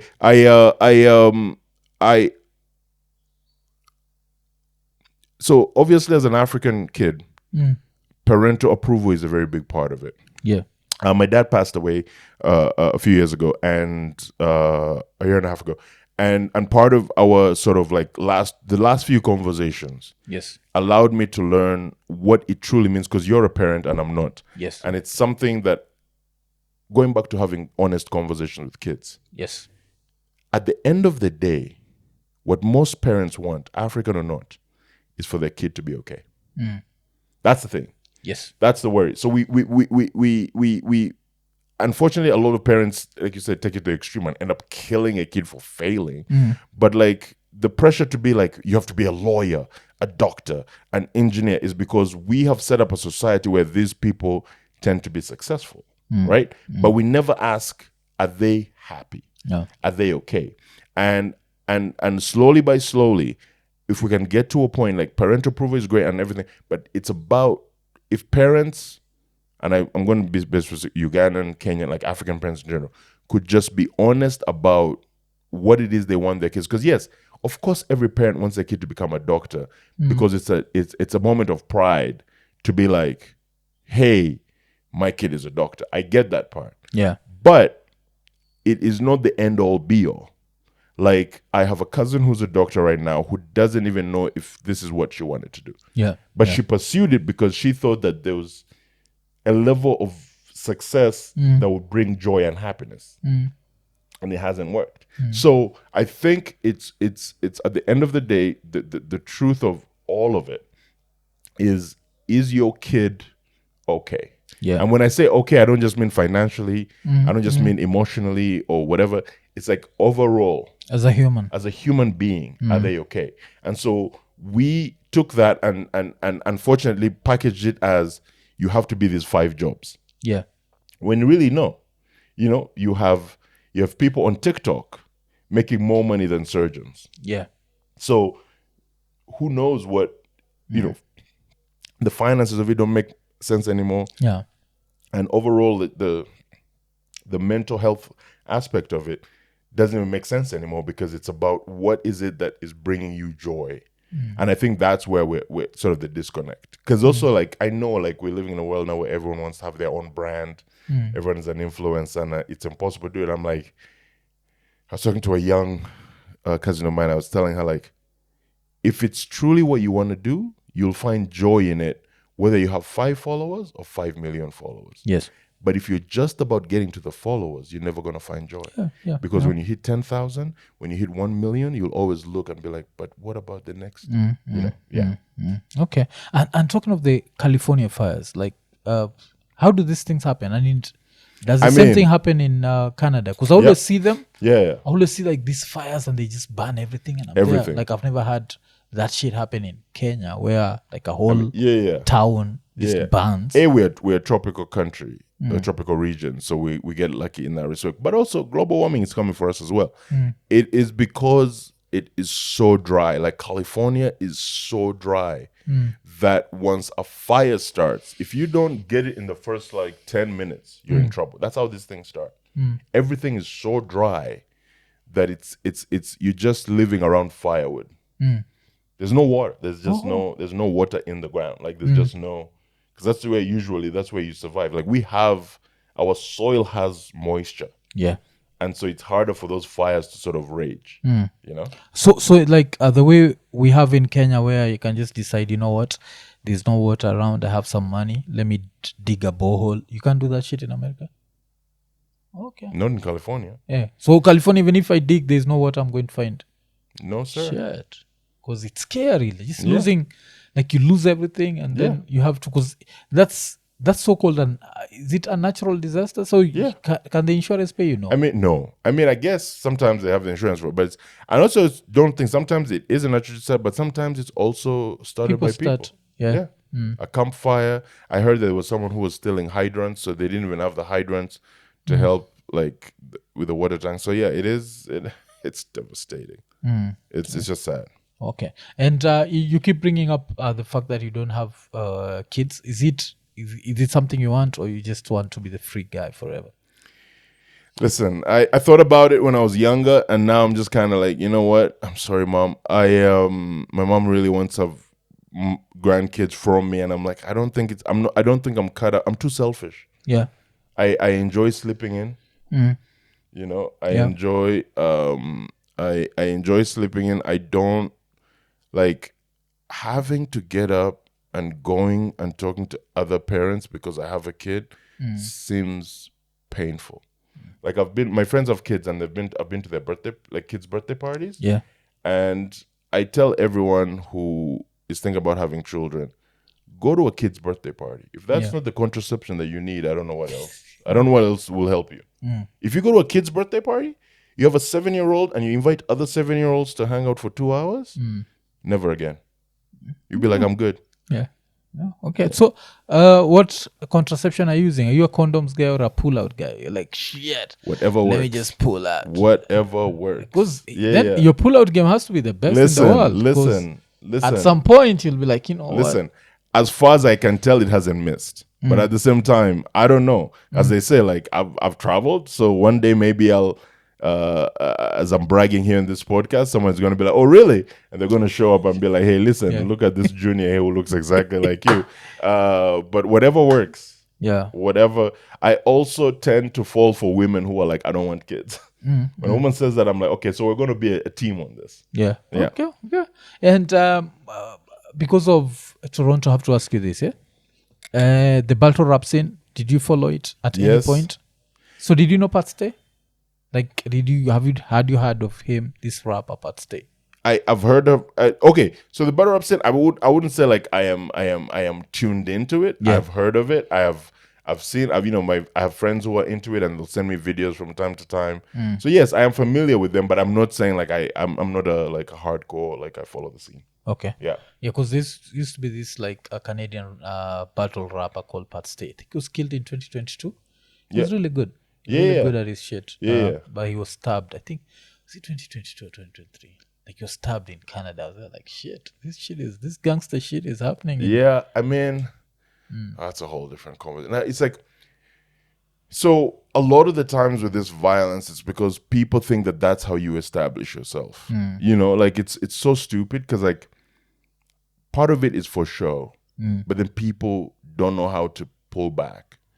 Like we could, if we're two rappers, we can decide to like put on this public show of we hate each other. Yeah. Just for engagement. Because people have learned engagement is what drives like our industry. But then sometimes that bleeds into real life. And people think, no. Now I have to actually show you that I'm about this life. When it's like, no one's life is worth losing over like a battle rap. Or you said I wasn't man enough, or you said something about my wife or my sister, my mom. It's all silly. I find it all silly, but I'm also like, I get why it gets dangerous. Yeah. Because but I think it was just some random argument, and the person just stabbed him, and his story went like that. And so now, as we finish up Uganda, if you had to make a few predictions, who's the next president? Don't do this to me. I have no idea. I have no idea. Because I know it. Like, listen, no. I know you have to go back home, but I'm giving you guys 10 years. No. And you'll have a new president. The next president will be our next president. I have no idea. I'm not stepping into that one. No. Yeah. Good luck with that. You're Kenyan. You're easy. You're like, who's the next Ugandan president? Why don't you ask that? Go to Uganda and ask that. Go. Because we also getting abducted. So I think even for Kenya, it's been a new experience. Yeah. Where like even as we do the podcast, I think in one of our videos this week, someone wrote in the comments that they'll come for you. Just keep talking shit. So we also like in a new territory. So we also don't know. We don't know that. And I'll tell this as a Ugandan, buy new locks. Yeah. And also, so I had the comedian Daniel Omara. You know him? So I had him here, and he was saying like another interesting thing that's very different between Uganda and Kenya is circumcision is more of a big deal in Kenya than Uganda. Is that true? Because in Kenya it's a big deal. Like big deal in terms of what? Politicians bring it up.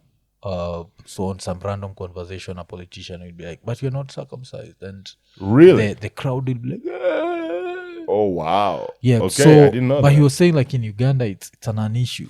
It's one of those. It's a non-issue, and now I even find it funny that's an issue here because I find that's so funny that telling someone that they're not circumcised is some sort of like either insult or compliment. It's an insult. First of all, how do you know? Like, it's an declared? issue. Like, do Kenyans have to declare at like on a form somewhere? Like, do you? No. You like don't when have you meet to. someone and you know like how you introduce yourself. I'm like, oh, this is what I do for a living. Also, circumcised or uncircumcised. Is that what? Yeah, no. It's so there's the Kenyan politics, our democracy in quotes works. Yes. Yeah. So, but the biggest opposition guy has always been Raila. Yes. Yeah. And Raila is a Luo. Yeah. So the Luos don't get circumcised. Okay. So because I was about to say, like, I know it from a tribal thing or a religious thing. Yes. So with that in mind, the tribes that get circumcised, they get circumcised to become men. Right. So be like, this is a boy. So there's always that. So, but then there's always been this one politician. It's called Moses Kuria. So Moses Kuria is from the Kikuyu tribe. Okay. And he's the one guy who's really obsessed with that. Like, he'll bring it up, and he'll bring it up when either a president or an incoming president is there, and you see them in the background smiling because they know this is the way to fight this Raila guy. So that's how it's become such an issue that I was actually joking. I was saying that it needs to reach a level where if you're meeting Moses Kuria, you tell him like, before we do this interview, let's just go there, I show you my dick, and then we can come sit down and talk more. Yeah, I feel like So in Uganda, it's not an issue. Because it's like when someone is like Muslim, for example, we assume they're circumcised. When someone is the Bagisu, and there's another tribe I forget. Anyways, you assume they're circumcised because the every other tribe is based on personal preference. Maybe your parents did when you were a kid, or maybe they didn't, or maybe you did it as an adult. Whatever. Like it's not. So it's never. At least for me, it's never been something that has come up in conversation because I've had family members do it as adults for nothing other than either aesthetics or health, whatever you want to call it. Like people have their own preferences. So I had never really thought about it as a thing that's an either or, because I know some women have preferences and maybe that would be a thing.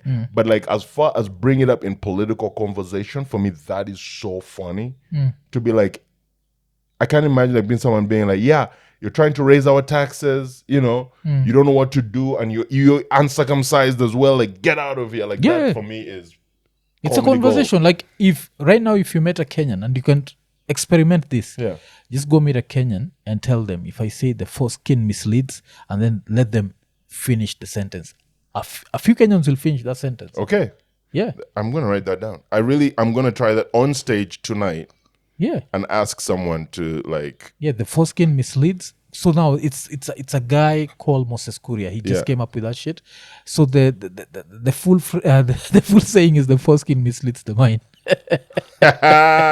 It's normally some funny shit. Yeah. So according to him, like the reason why this Raila guy has given the government, different governments headaches is just because he has a foreskin. So this foreskin misleads his mind and it makes him do crazy shit.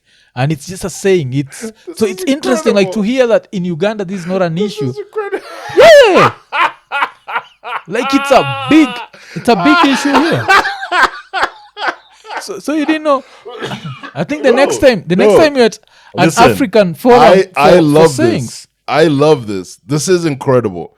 First Yeah. of all, none of my Kenyan friends are ever going to hear the end of this. Every single one of them is Yeah, getting a yeah. card that says foreskin misleads for Christmas. Like every single one of them. Yeah. Just tell them. That is amazing. The foreskin misleads the Yeah. mind. Yes. So now the Like funny thing is, I just imagine this guy has like an idea. Like someone's gonna make a movie where like a horror movie, but where the monster is just foreskin. That is. Yeah, it needs to. Like, Yeah. just grabs. And the monster is just there telling, smell me. So, yeah. Just turtlenecks everywhere. Like, It's but it also shows you like the way different like this we are one Africa, then we are super different at the same time. Because I'd assume like in Uganda would be majority uncircumcised, or I would say so. I think, and again, I don't know. Or if like, not, it would be 50-50. yeah, probably. But in Kenya, it's specific tribes. So I think the Luos are there and the Turkanas are there. With the Kenyan Tesos, I'm not sure. Is it a thing there? No, I don't think the Teslas do it like it's not an obligation, but like not an I said, obligation. it's personal. It's personal. Yeah. Yeah, so I think with the Kenyan ones, because now the funny thing is, now I was hearing a Kenyan politician, the same guy I'm telling you, Raila. You know Raila, Yeah. yes? So Raila was at this meeting where he's meeting, I think it was Teso women, and he was telling them that, there's some fools who go around cutting women clitorises, and now he says it in Swahili, and it's funny, because they're like, this guy is campaigning to be a president, but we are literally talking about clits. Yeah.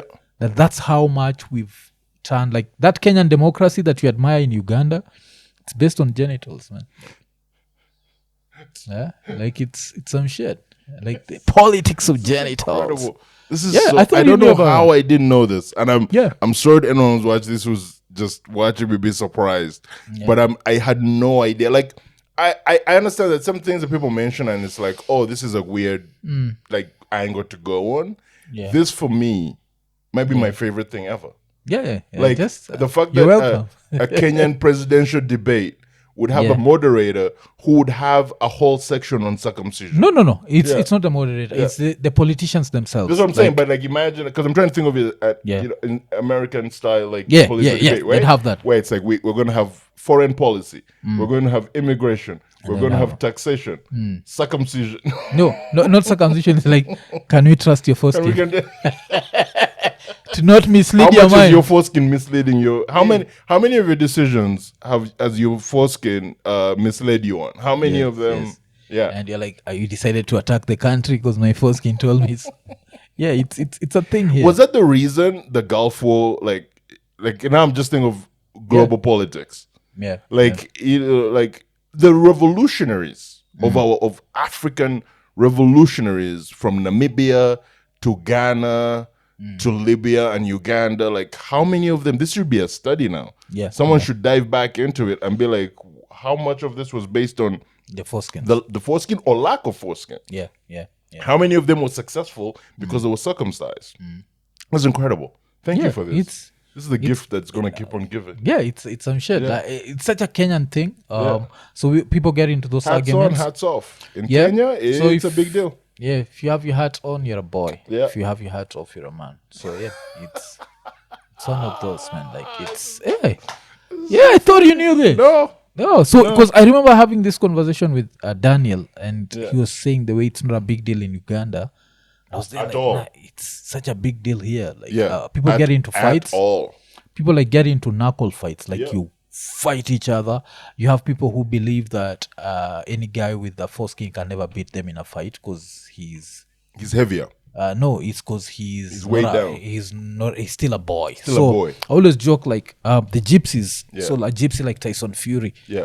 You take that bullshit to him, he'll knock you the fuck out so fast. So it's always been that. But I guess we live, we learn. I thought it was something in Uganda. Nope. Yeah, okay.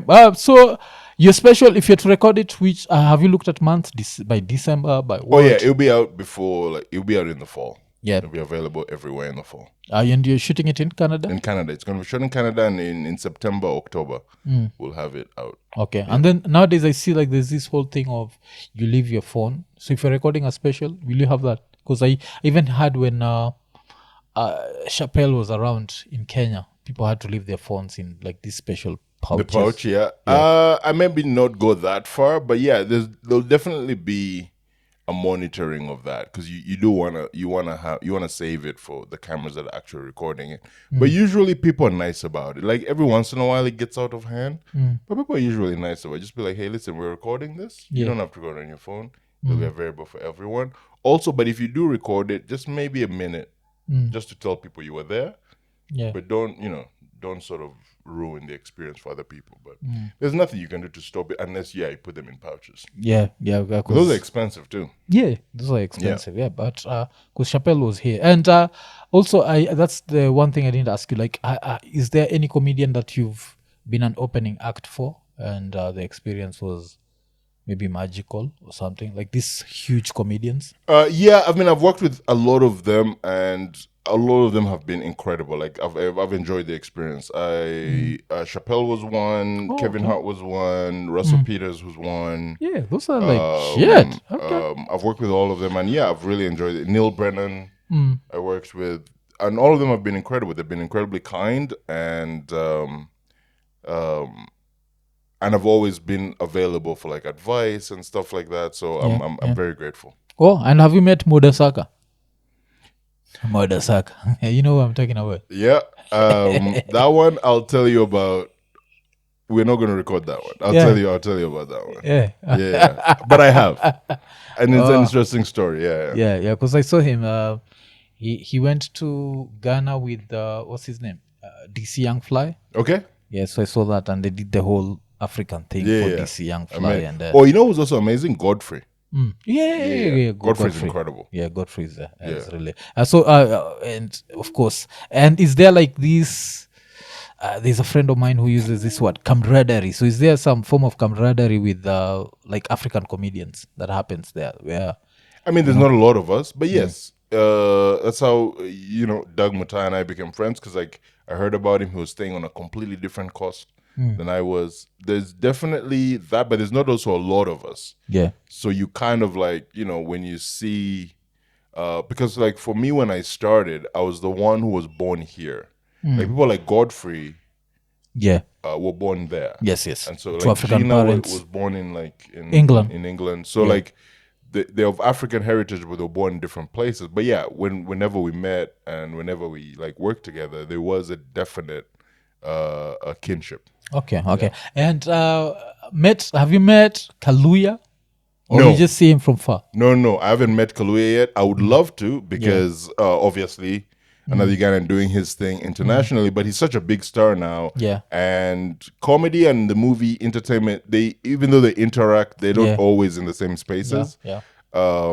And so the few times I've been to LA, he wasn't in LA, but I've definitely sent word out that if he's ever in the same area, I would love to say hello. Yeah, because he's such a crazy actor, man. Like some of the things he does, like every time I've watched Judas and the Black Messiah, I think I've watched it like 5 times. Yeah. And I'm always like, damn, this guy is not Fred Hampton. Like, how is this? Yeah.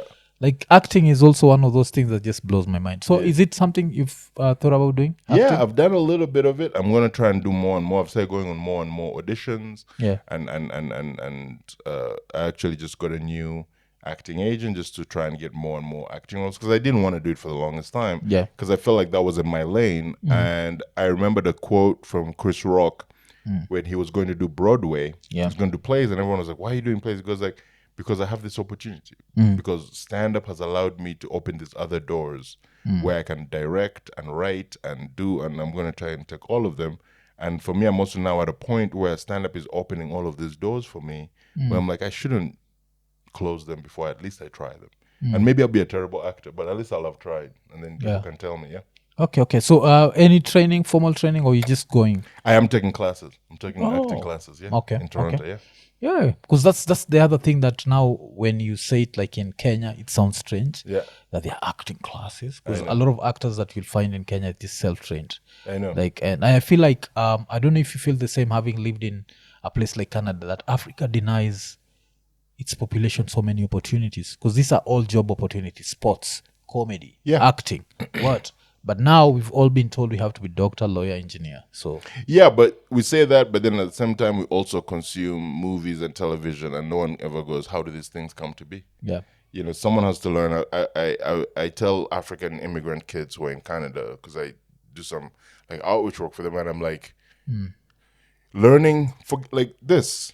yeah, Like we are talking, yes, but like someone has to learn how to set up the equipment. yeah, Like, and all of this is genuine paid work. Like in Canada and in the US and in England, whatever, it's union work. By that I mean like you join a union, you're certified, and you get paid really, really well. Are you the millionaire that's in front of the camera? No. But you can live a pretty decent life and make a pretty decent living. Yeah. And we don't embrace all of there's things that come with all of this content creation where people who sit back and they'll listen to a song and be like, this is my favorite song at the wedding or at a party. They'll watch their favorite movie and their favorite TV show and never think about how that is made. It's made by creative artists who should be given platforms to explore. Okay. But yeah, Arthur, man, thank you. By the time we're recording this, like I'll be coming for your show in the evening. Yeah. So yeah, of course, like you're one of the funniest like Africans that I know that are out there. So thank you for representing us. Thank you for inviting me. Yeah. Thank you for the hospitality, and I look forward to being back. And congratulations on 400 episodes. Yeah. 400 That's episodes. incredible, like, man. Yeah. Like when we started out, if you told me we'd have like 400 episodes, I'd be like, nah. Yeah. You know, it could start out as a joke, but then just support from the fans, and just made it grow and grow and grow and grow. Yeah. So we appreciate it. Only circumcised people get 400 episodes. You couldn't get here if you were being the foreskin would have the foreskin would have misled my mind. I love it. Yeah. So kama kawaida vile susemaga, like, subscribe, hit the notification button, tell a friend to tell a friend. Tukimalizia tukisema Iko Nini. Iko Nini.